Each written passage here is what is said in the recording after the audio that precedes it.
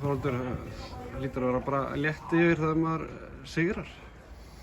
Já, ég held að sé alltaf léttir að sigra alveg sem hvernig gengið hefur verið undanfarið en við erum svo verið að safna stigum undanfarið og við vorum mjög góðir í fyrri hálfleik, alveg virkilega bara frábærir í fyrri hálfleik og fyrir réttilega inn með 2-0 og hefðum reyna átt að fara með 3, jafnvel 4 á þess að vera með græki en ég segi HK kemur síðan vel út í seinni hálfleik með starthálfleiknum, við erum svona kröftugri og ná svona betri völdu á leiknum en við kannski en hægt á síðan þá vorum við komum inn og fengum færi og voru svo sem ágætis kontra á leiknum. Þegar þeir skora þá var það hálf klaufalegt að fá það mark en það gaf þeim mikla innspýtingu og við þurftum að berjast fyrir því að halda út 2-1.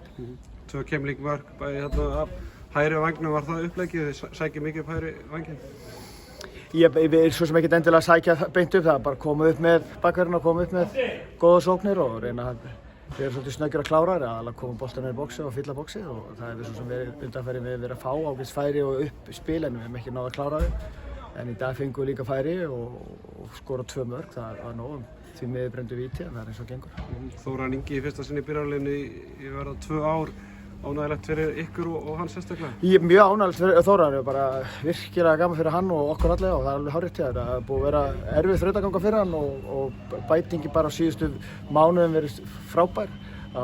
Var í vetur að svona smá ströggla á greiðkallinum en þvílíkt hugafar og flott fyrir hann að koma inn á völlinn eftir svona langa fjarveru. Kom aldrei spurning að myndi spila eitthvað minna 90 mínútur í dag eða?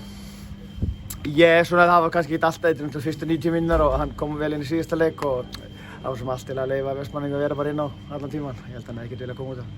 Þeir eru að búa til ágætis breytt, þeir eru búin að fá inn 2 nýja Dani, hvað getur sagt okkar aðeins þá leikmenn? Já, við erum nýbúin að fá þetta, þeir eru komnir til landsins, annar er ungur drengur, 21 center, sprækur center sem bindur vonir við að verið hér geti bætt okkur og bætt sjálfan sig og ekki bara núna í ár heldur, næsta ári. Og hinn sem heitir Ólafur og hinn Óskar er miðjumaður og erum að koma í stand, hann er strákur sem hefur gott að verið víða og spilað með mörgum góðum liðum. Undanfarið hefur ekki spilað eins mikið en við komum honum vonandi í stand og hann er heilsu og búinn að vera það í langa tíma en hefur kannski lent á réttu liðunum sínum og við vonast til að við getum komið honum á lappir og hann hjálpað okkur.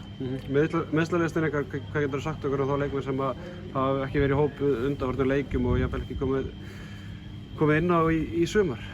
Eins og þá Óskar Borg. Óskar Borg hefur því miður verið að ströggla með læri, það hefur ekki heppnast upp í honum því miður. Hann er búinn að vera, en er kominn á æfingu og er að æfa með okkur og er kominn á betra stand. Ólafur Karl Finnsson hefur því miður var fínn í janúar og fram í febrúar en tóknaði illa í nára og er svona komið ljós í þessi næstu viku að það kannski er alvarlegra en það var og þannig að við verðum væntanlega ekki með hann á næstu viku því miður.